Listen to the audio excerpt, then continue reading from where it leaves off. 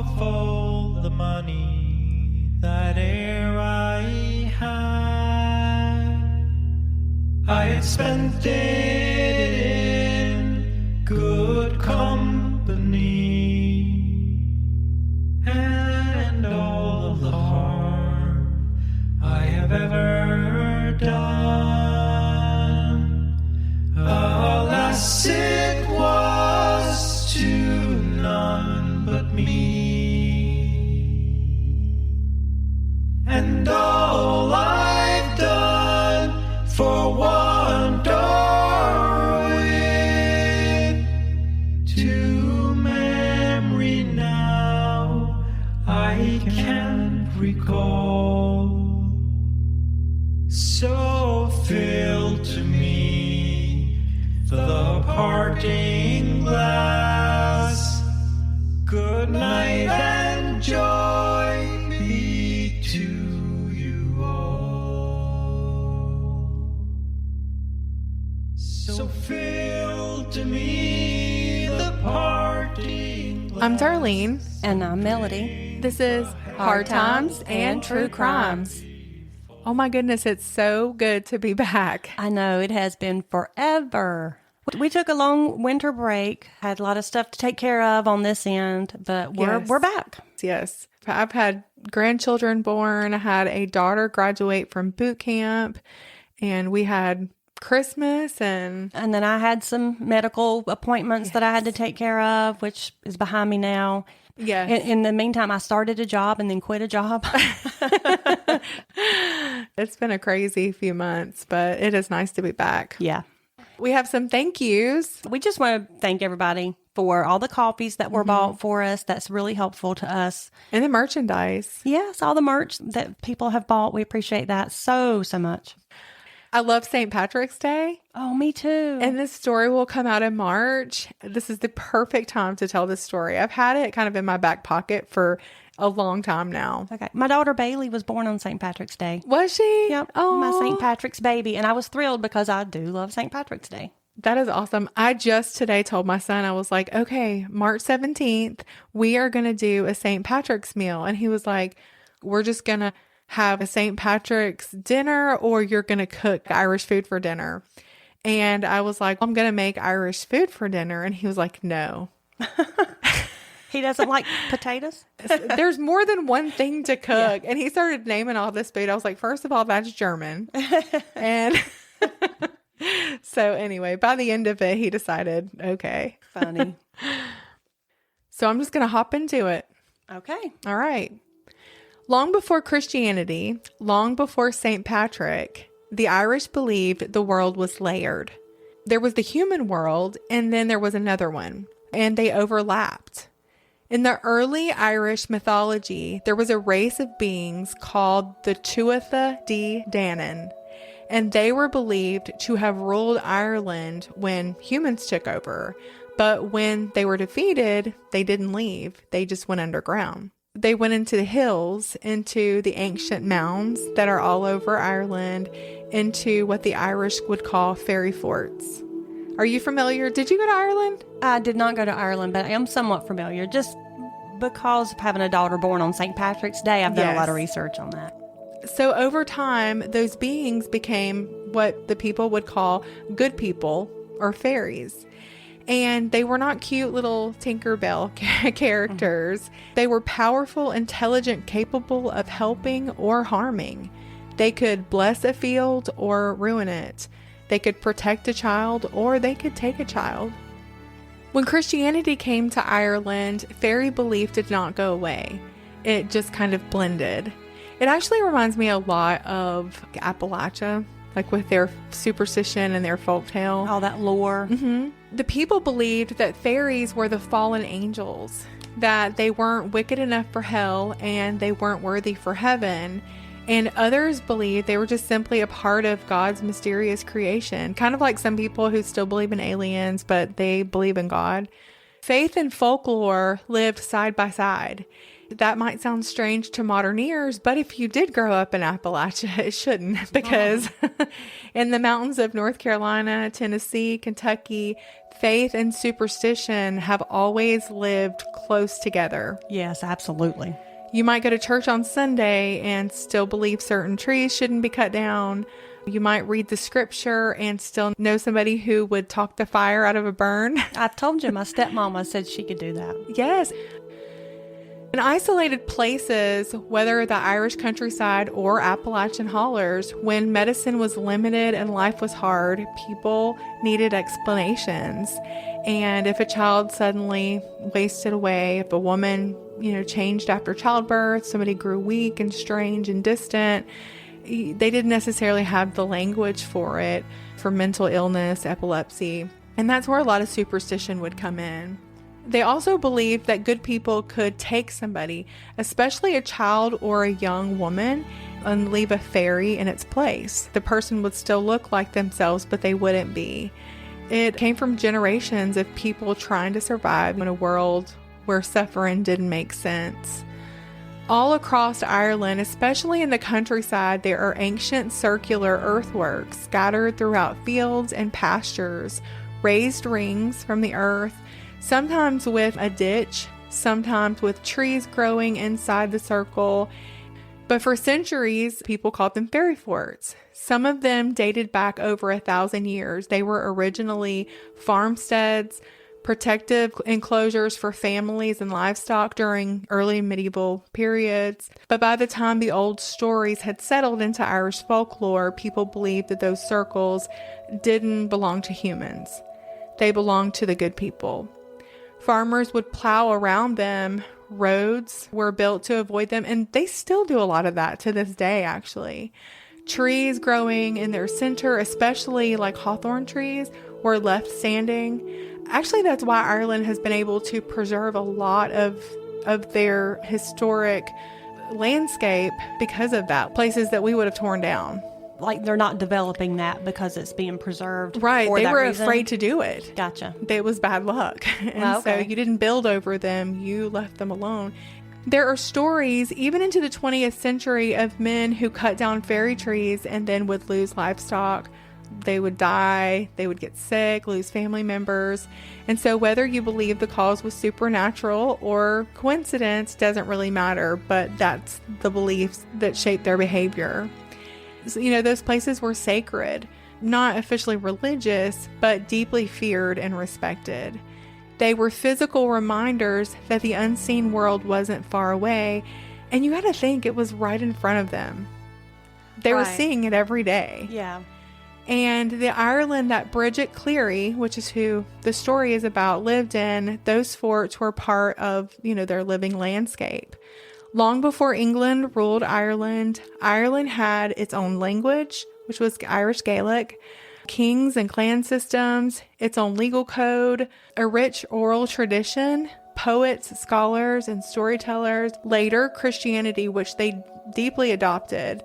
But even after becoming Christian, older beliefs never disappeared. Like I said, they just layered.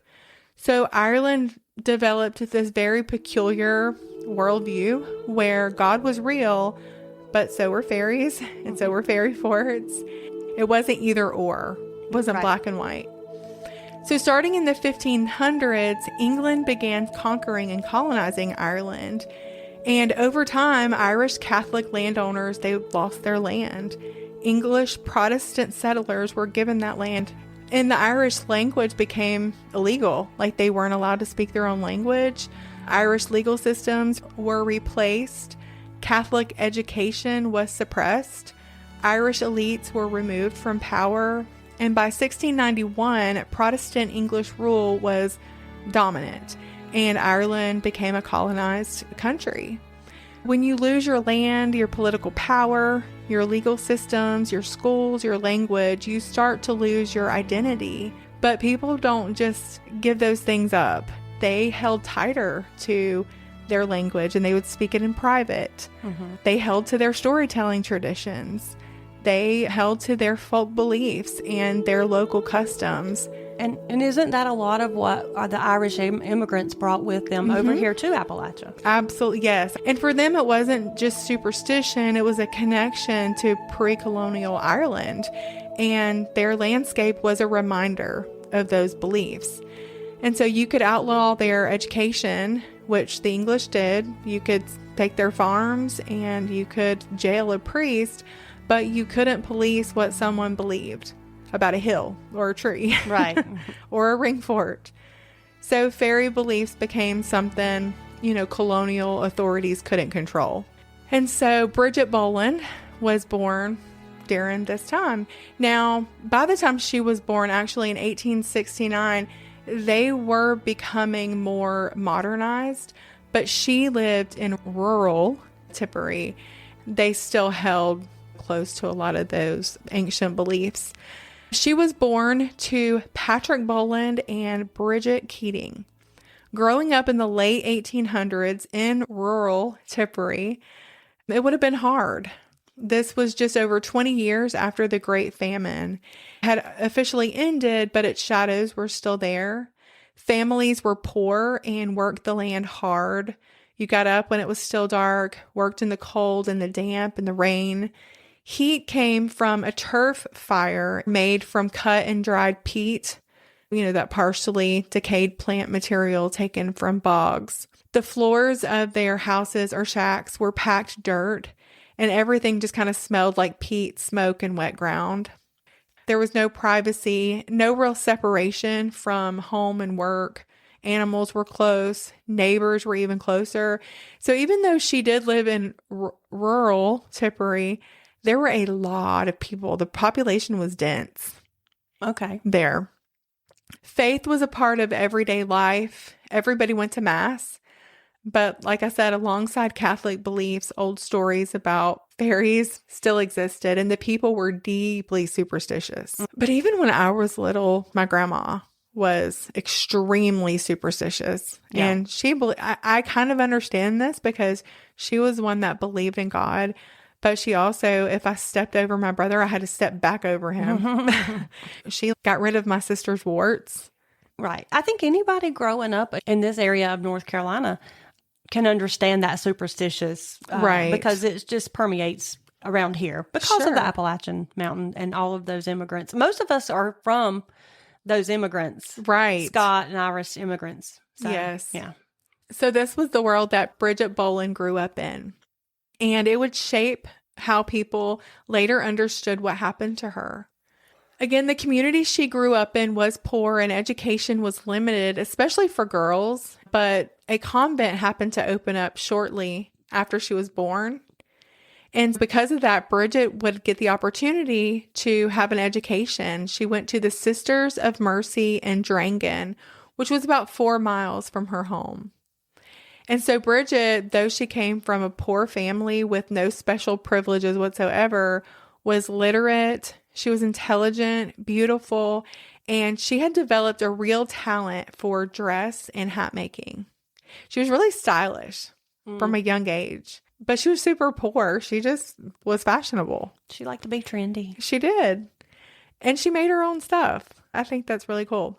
So not only did Bridget learn to make and alter clothes, she also raised a flock of her own hens and sold the eggs, something that she would continue to do throughout the rest of her life. Bridget might have been poor, but she was industrious and she really took pride in earning her own money. So when she was 18 years old, though, she had the chance to go about 15 miles from home to work in the town of Clonmel as a dressmaker's apprentice. That would have been an incredible opportunity for that time. So while Bridget was there, her mother happened to get really sick, but she was determined to see that apprenticeship through. And not only that, but she ended up meeting a 27-year-old man named Michael Cleary, who worked as a cooper. He made barrels and wooden vessels, and that was a really good, respectable trade. And Bridget thought he was so handsome. He was steady, a hard worker, and like her, he had ambition. It's not like today where success means wealth. Okay. Big house, lots of money. That wasn't really the case back then. Back then, success meant having enough. Oh, yeah. Like having enough food, enough work, so just so that you weren't constantly behind on bills. When you're not just surviving, then you're successful. Right. When you've moved past just being in survival mode. Exactly. And so that was really important to her, and that was really important to Michael. Okay. And even though he was about 8 years older than her, to her, it just meant he was more mature than the typical boy. And the courtship was short. It lasted about a month. Oh, that was short. Yes. I guess when you know, you know. The two of them married in August of 1887 in a small Roman Catholic church in Durangon, which that's where Bridget had gone to school. And although they were in love, for much of that first year, they had to live apart because Bridget was needed back home to help her father care for her sick mother. By this time, she was very sick. She was dying. So Michael stayed in Clonmel to work and to save money for furnishing a home for his bride. But Michael would come and visit Bridget on the weekends, and he got along really well with her father and mother. And I guess distance at the beginning of a marriage wasn't unheard of in working communities. People just did what they had to do. So Bridget's mother would eventually pass away, and it was decided that Bridget and Michael would live with Bridget's father, Patrick. Because of his occupation as a farm laborer, this qualified him to live in one of the recently constructed laborers' cottages built by the Cashel Poor Law Guardians. So these cottages were part of a housing reform after the Great Famine. Most rural laborers in Ireland, they were still living in these tiny mud wall thatched roof cabins with poor ventilation, little sanitation. So these new cottages, they were modest, but a real improvement. And everybody wanted one. They typically had 2 bedrooms, a loft, a kitchen, and 2 small outhouses. They were built of stone with slate roofs and glass windows. And was this a cottage that all of them could live in, or Yes. just not just her dad? No, Okay. It was for the 3 of them. Gotcha. So to qualify for these cottages, you had to have steady employment. You couldn't just be destitute and live in them. This is like your job back then. It is. That's exactly right. They did have requirements. They weren't easy to get. The Clearys would have been really excited for this. The cottage faced south with Slavenamon. No, how did you say it? I like the way you said it. I don't remember Slavenamon? Slavenamon? Slavenamon. Okay, with Slavenamon. We'll be back after a quick break. All right, y'all. Real quick before we get back to it. Because you keep asking, yes, we finally have podcast merch. We've got hoodies with a new design. Cozy, super comfy, and honestly way nicer than we planned for just $35. Fair warning though, we only have sizes 2X and 3X left. But let's be honest, that oversized fit is very on trend right now and perfect for cool mornings or porch sitting.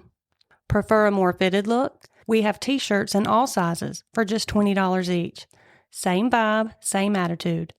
Grab yours, rep the show, and help support what we're building. To order, just email us at hardtimesandtruecrimes@gmail.com with what you want, your size, and your shipping address. That's hardtimesandtruecrimes@gmail.com. Now, back to the show.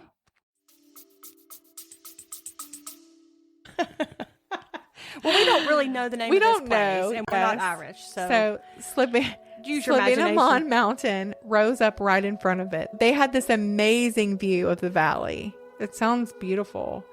Slavenamon, also known as the Mountain of Women, was a big part of Irish history and for thousands of years. So there were lots of ancient burial mounds at the top of this mountain, and for generations it had been tied to old stories and folklore that Bridget and her father would have grown up hearing. The Clearys were respected in their community. Michael had really built up his coopering business locally, and Bridget, she brought money in through her dressmaking and by selling eggs. They weren't rich, but they were doing better than most. Bridget even had a Singer sewing machine. Wow, that's pretty impressive. Yeah, it was, because that was cutting edge Yeah. for, for that time in Ireland.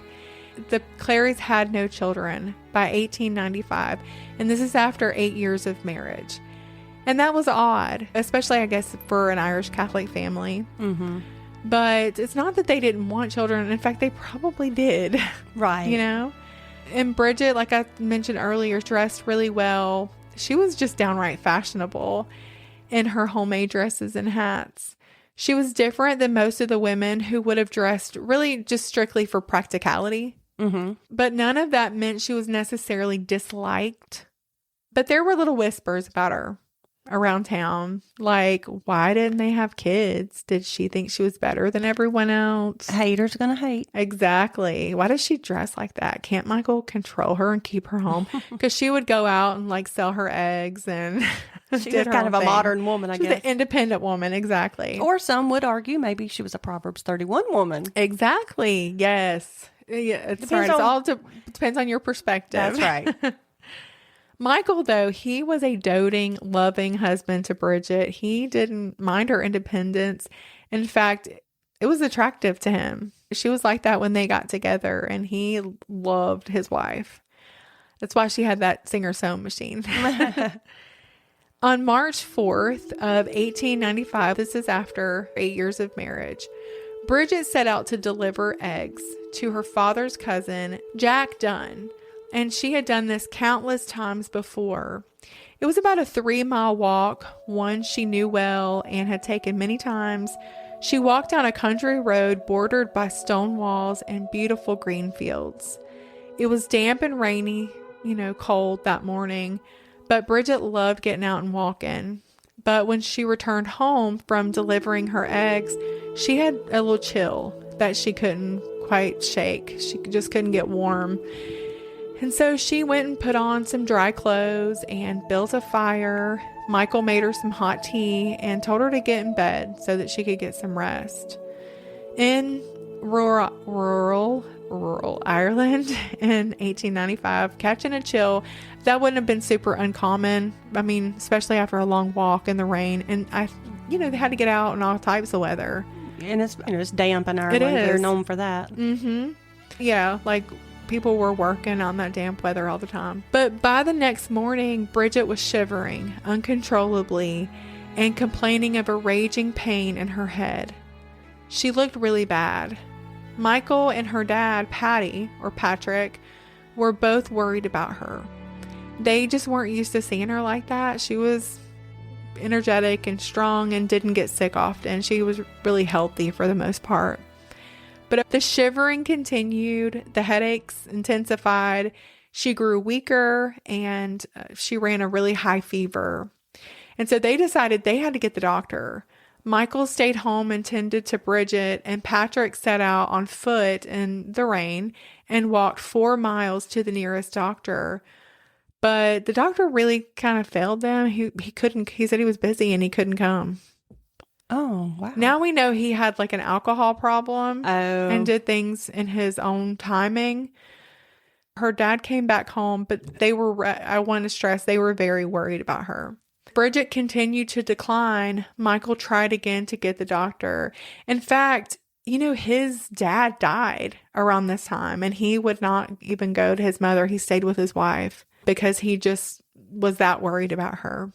And he loved his dad. It wasn't anything like that. But the doctor just couldn't or wouldn't come. Now, he did say, I will be there, but he couldn't come right away. Just didn't seem very rushed. No, he was not rushed at all. However, thankfully, the local priest, Father Ryan, he did come to visit Bridget twice. And even though he later said he didn't believe Bridget was dying, he went ahead and gave her last rites, her communion and all that, just kind of as a precaution, because that way, if he couldn't get back, at least that would be done. But that really terrified Michael. Okay, my question was, would it have been common to do something like that? I you don't know. It think? didn't sound like it. Okay. And so I'm not 100% sure. But they felt helpless and really did not know what to do at this point. As news spread throughout their little community about her illness, some friends and neighbors and family members came over to check on her and help care for her. It sounds like they had a lot of people who really loved and cared about them. One of the visitors was Bridget's father's cousin, the Jack Dunn man who Bridget had taken the eggs to. Jack was known as a Shanachie, and this was a traditional Irish storyteller. The word comes from the Irish language, well, Shanachie, and it meant historian or keeper of old lore. Oh, he would have been like a good podcaster. He would have. True crime podcaster back then. Exactly. Yeah, he knew a lot. Before widespread literacy, these were the ones who told stories about local history. They recounted legends and myths. They actually preserved genealogy, shared folklore about the good people, and passed down cautionary tales, that kind of thing. But anyway, they preserved history. So by the 1800s, the role had shifted more towards storyteller than official historian, but still they were very important members of their communities, and people listened when they spoke. And Michael Cleary was listening when Jack Dunn came in and took one look at his cousin Bridget and said, "That is not Bridget Boland."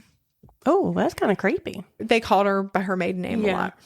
So he came in and said, "That's not her?" He came in and said, "That is not Bridget Boland." Michael admitted, though, that he had wondered the same thing. He said that he felt like something was not right with her. Whoever was in that bed didn't seem like his wife. He had warned Bridget about walking that path that she had taken the day she got sick. She'd walked right by Kylan Hill. And on that hill was an old fairy fort. And it was terrible luck. Could it be a changeling that was there in his wife's bed? He seriously was wondering. And everybody in the house started discussing that possibility. Bridget was starting to hear them whisper around her, and she tried telling them that's not true. But Michael and others weren't paying her any mind because they didn't even know if they could trust her. Jack told Michael to forget about the local doctor. He needed to go and get Dennis Gainey, the local medicine man and fairy doctor. He would know what to do, and he would know if this were Bridget or not. But before Michael could get on his way, the local doctor finally decided he was going to show up. And he said, "Okay, she's got bronchitis." Okay. He just didn't seem like he was that worried. He knew she was sick, but he didn't think she was sick enough to die. He prescribed her some medicine, and then he left. The medicine most likely would have probably helped, but Michael made the decision to ignore the medicine that was prescribed and the diagnosis. Oh, no. He believed the doctor had been deceived by the changeling. And if he didn't get somebody who knew what they were doing, his wife would be lost to him forever. And so he set out for the fairy doctor. Now, he didn't visit Bridget himself. We have to understand these walks are like, it's 4 miles, it's 5 miles, it's 6 miles. So people maybe just weren't willing to walk that far. I don't know. They didn't just hop in the car exactly and go over for a few minutes. I mean, you had to walk. Yeah. But he did give Michael a mixture of bitter herbs with the 9 cures in it. And he wanted this to be given to her mixed in with cow's milk. In changeling cases, specifically strong tasting or bitter mixtures were given. The idea was that the fairy would react differently than a human would. And the 9 herbs in Irish folklore had significance because repeatedly in Celtic tradition, it was like 9 hazel trees of wisdom, 9 waves, 9 knots, 9 days. It just meant like a spiritual completeness. So they had a lot of significance in this number 9 or whatever. Yes. This cure, it was a standard one in the case of changelings and was sure to bring Bridget back. The other part of getting rid of a changeling was rough treatment, persistent questioning, and the threat of fire. And all of these were used on Bridget Cleary on March 14th in 1895. It almost sounds, similar to the Salem witch trials. Yes, it does. Jack Dunn, Patrick, Bridget's dad, Bridget's Aunt Mary. She was an older woman, and she had 3 sons, which were Patrick, James, and William Kennedy. They were all convinced as well that Bridget was gone with the fairies. So, like, everybody believes this, pretty much. Michael asked one of her cousins, Patrick, to hold Bridget down on the bed. She was weak and crying, and her Aunt Mary Kennedy stood near the door, like, waiting for instructions. While Michael went and got a saucepan of the herb mixture, he took a spoon and started forcing it down Bridget's throat. She was crying, saying it was too bitter and it was hot. It was burning her throat. That's horrible. But Michael, after getting frustrated, he threatened her with a hot poker that ended up leaving a small burn mark on her forehead. That would be so scary, and you would just feel so helpless. Yeah. Fire applied to iron is a traditional method of warding off a fairy or scaring a changeling into leaving so that the real person can return. And so they would have felt like they were doing the real Bridget a favor. Are they going to kill this poor woman in trying to get rid of this changeling? I'm like, oh my gosh. So about that time, Johanna Bourke came knocking on the door. Now, Johanna was Bridget's cousin that she was very close with. Mary, the old woman that I said was there, this was her mother. Okay. And the 3 boys that I said were there, or young men, these were her brothers. Okay. So she came, she had her little girl with her. When she was knocking on the door, she heard through the door Michael say, "Take it, you witch, or I'll kill you." But she wasn't sure if he said witch or the B word. Okay. They finally opened the door, and her cousin witnessed Michael force feeding her these bitter herbs. He and the others screaming, "Come home, Bridget Boland, come home." With tears streaming down her face, she kept saying, "It's me, Bridget, the wife of Michael Cleary, daughter of Patrick Boland." Her dad screamed, "In the name of God, are you my daughter, Bridget Boland?" She swore that she was. And then Michael does something really strange and horrible. He reached under the bed for the chamber pot, and it had urine in it, and he threw it all over her. Oh no, that's horrible. I know. I can't imagine how terrified.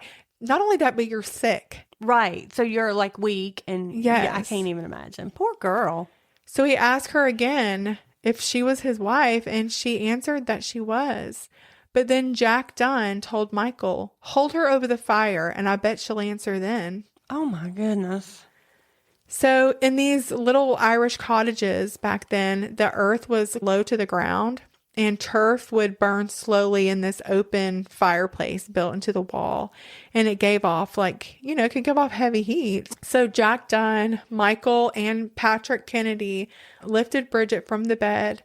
She was already super weak from her fever, and they held her upright close enough to the fire that she would have felt the full force of the heat against her face and body. She's feverish, terrified, scared out of her mind, and surrounded by people who love her, supposedly. Yeah. What I'm wondering is, what could she have said to have changed their mind? Right. I mean, it sounds like a no-win situation. Yeah. And they're literally torturing and humiliating her. By this time, she became frantic and wild, as you can imagine. Yeah. But to Michael and Jack Dunn, this was confirmation. Oh. Bridget was repeatedly doused with urine to drive out the fairy.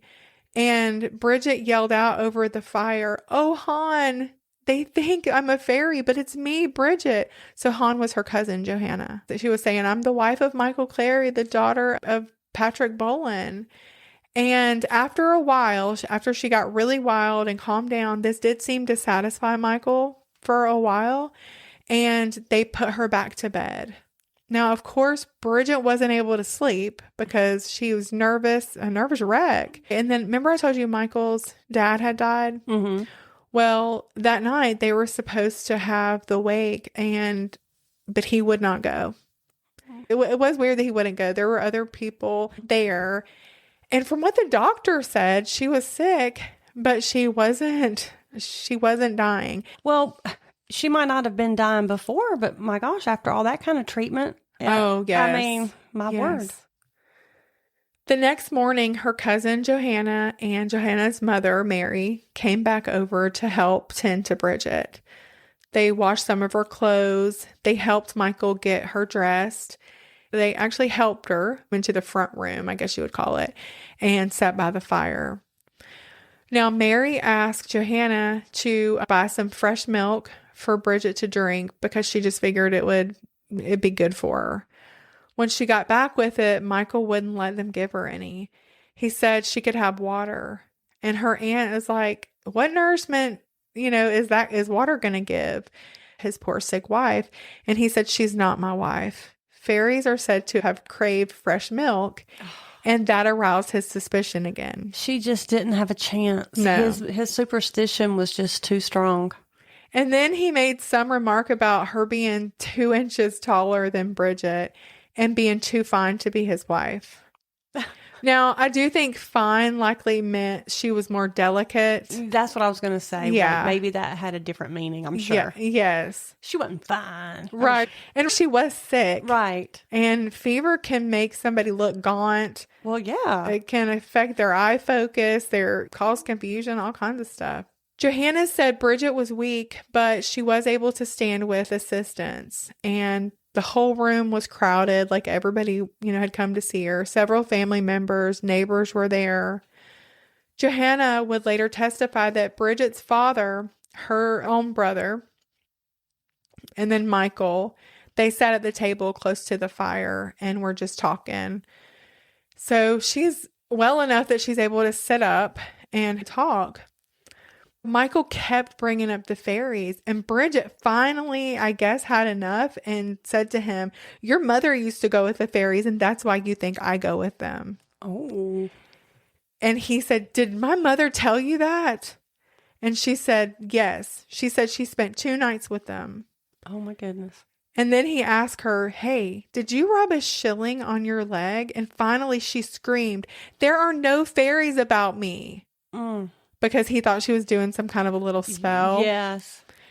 And so Johanna, she just got up and made Bridget a cup of tea. I guess it was probably awkward. Mm-hmm. But before she drank her tea, Michael got some bread and jam, and he said she needs to eat this before she has that tea. He asked her 3 times, are you Bridget Cleary, my wife, in the name of God? She answered twice, and she ate 2 pieces of bread because he was giving it to her in pieces. She answered twice, ate the 2 pieces of bread and jam. But when she didn't answer the 3rd time, he said, if you won't take it, down you will go. And he threw her on the ground. Oh, man. So we have to remember, too, that there's this fear caused by all this superstition. Fear of what's happening with his wife. His father has died. There's likely sleep deprivation. I think there are a lot of factors. And then family members, also, they're kind of feeding some of that. Mm-hmm. Even though they said they weren't. He says they were. And I believe him. But there's literally nothing she could say. No. Because continuing to deny it, he's not listening to her. Mm-hmm. And she's certainly not going to say she is. Because there's nothing she can do. No, she is literally in a no-win situation. She really is. After he threw her on the ground, he put his knee on her chest and a hand on her throat, and he forced the bread and jam down her throat and screamed at her she had better swallow it. Johanna told Michael to leave her alone. At this point, I don't know what came over him, but he stripped off his wife's clothes except for a chemise. Well, she didn't have, much on. He went and got a lit stick out of the fire. He's an idiot. Yes. Bridget's laying on the floor, and he stamped her mouth with the red blazing end of that stick. Oh, no. He's horrible. I mean, James Kennedy, Johanna's brother, cried out, Michael, for the love of God, don't burn your wife. So even now, her family members are realizing he's gone too far, and he's, yeah. Michael's response was, she's not my wife. She's an old deceiver sent in place of my wife. She has after deceived me for the last 7 or 8 days and deceived the priest too, but she won't deceive anyone anymore. As I began with her, I will finish her. You'll soon see her go up in the chimney. Johanna and her 2 brothers ran for the door. They were going to go get the police, but Michael had the key in his pocket and he said, nobody is leaving until I have my wife back. I think he might be the one with the demon or whatever. He took the stick and told her to answer her name 3 times if she wanted to live. She did as best as she could with a burned mouth, but Michael was too far gone. He got out a tin of lamp oil and poured it all over her. She looked at her cousin and screamed, "Oh, Han, Han," before she burst into flames. Oh, man. Johanna did not know what to do. It happened so quick. She and her brother Michael, because they couldn't run out the door, they ran into the bedroom where her mother had fallen asleep. And Michael fainted. And Johanna screamed, "Mother, Mother, Bridgie is burned." Mary jumped up and she ran in there to Michael, but he said he would roast her if she dared to interfere. Yeah, but there's more of them. Can they not overpower him? Right. Well, there weren't actually that many of them there because a lot of them had gone to his father's wake. So there were the women there and there were a couple of men, but some of the men ended up coming back. But yeah, I agree. So after that, Michael stomped Bridget's head and Mary would later testify, "With that, I knew she was gone and I was gone with her." That is really, devastating really to horrible. watch. It's really horrible. The whole house is filled with this thick black smoke. And it's just, I can't imagine the scene. No. When it was over, the women testified that Michael got a knife and threatened that if they told anybody, they were going to die. Wow. So he wasn't done. No. I mean, oh, man. And out of fear, they were like, "We're not going to tell anybody." And they said that Bridget's father was just in shock, that he kept repeating over and over, "Bridgie isn't dead. I'll see my daughter again. I'll see her again." He did tell Michael, he said, "It's not going to bring her back." They all swore not to tell. Around 2:00 in the morning, Patrick returned to the house and Michael asked him, showed him what had happened and asked him to help bury Bridget's body. He refused at first, but Michael's mother, Mary, the older lady, she actually was afraid that Michael would kill her son. And so she convinced him to go help him.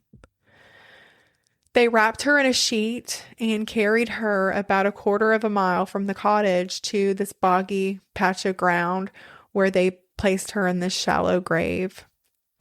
So speculation started to spread immediately through the village because she disappeared. Right. She was gone. Yeah. And like I said, there were a lot of people in this community. Michael was telling people that she had disappeared in the night and had been taken by fairies. Newspapers started reporting on her disappearance. The police were organizing searches and questioning friends, family, and neighbors. Michael started talking about leaving the country. And then at other times, he talked about committing suicide rather than facing the law. But he always insisted that his real wife would return. And for 3 nights in a row, Michael went to the ring fort at Calangrana. He believed Bridget would appear there riding a white horse and that all he would need to do was cut the ropes that bound her and she would be his forever. On March 22nd, the Royal Irish Constabulary discovered Bridget's body. Her torso was burned terribly. Her skin was split and black. Her ribs were exposed and protruding. Her abdomen and thighs had been burned out. Her internal organs, liver, intestines, uterus, were coming out of the abdomen, charred but recognizable. Her hands and fingers contracted and her legs were burned to stumps below the knees. And her feet were entirely gone.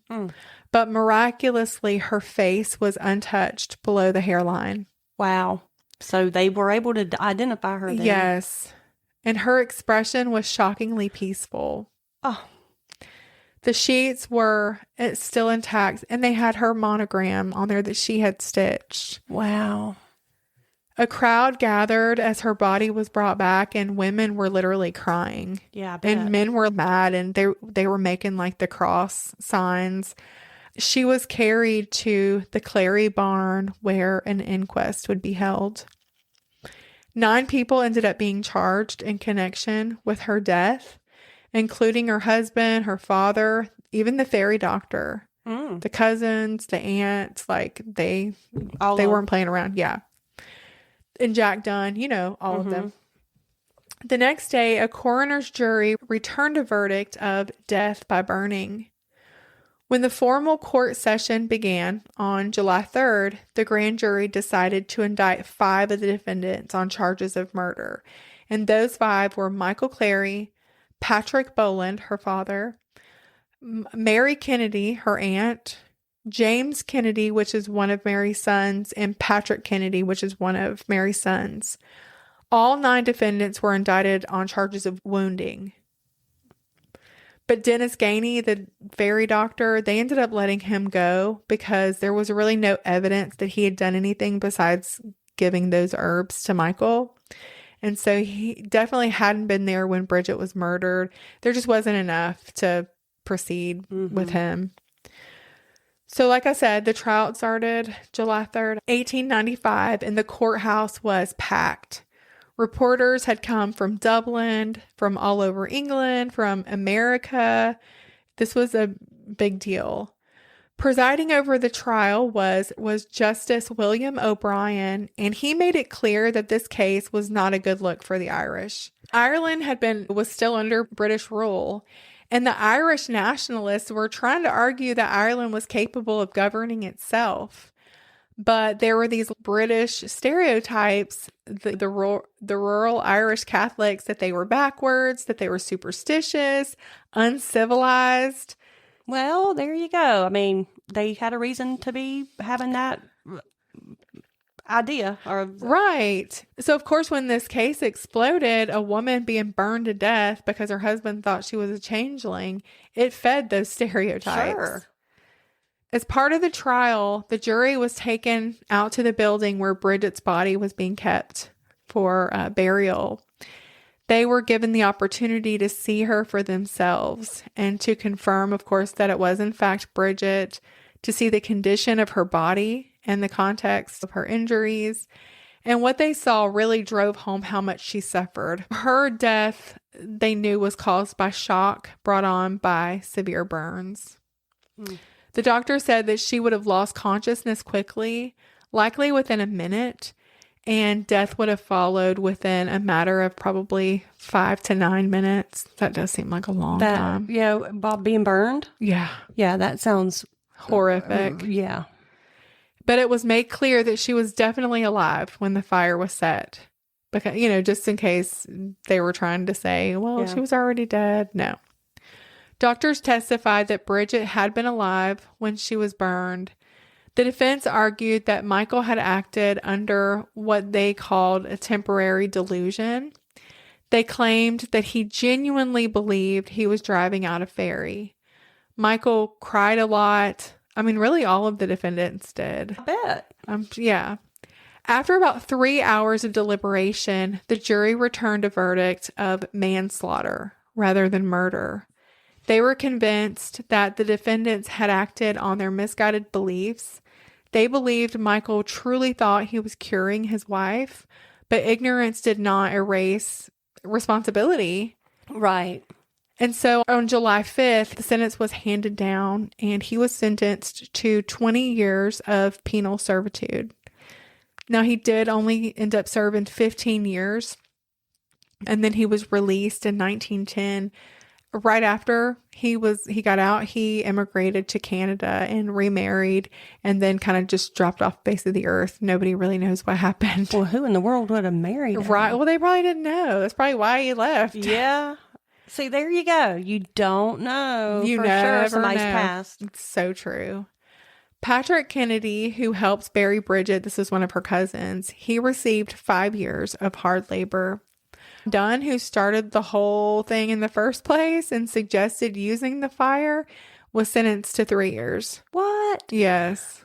See, that's horrible. I think so, too. Definitely needed more time than that. James and William Kennedy received 18 months of hard labor for their role in restraining Bridget because, they had held her down while he fed her the bitter herbs. Mary Kennedy and William were discharged.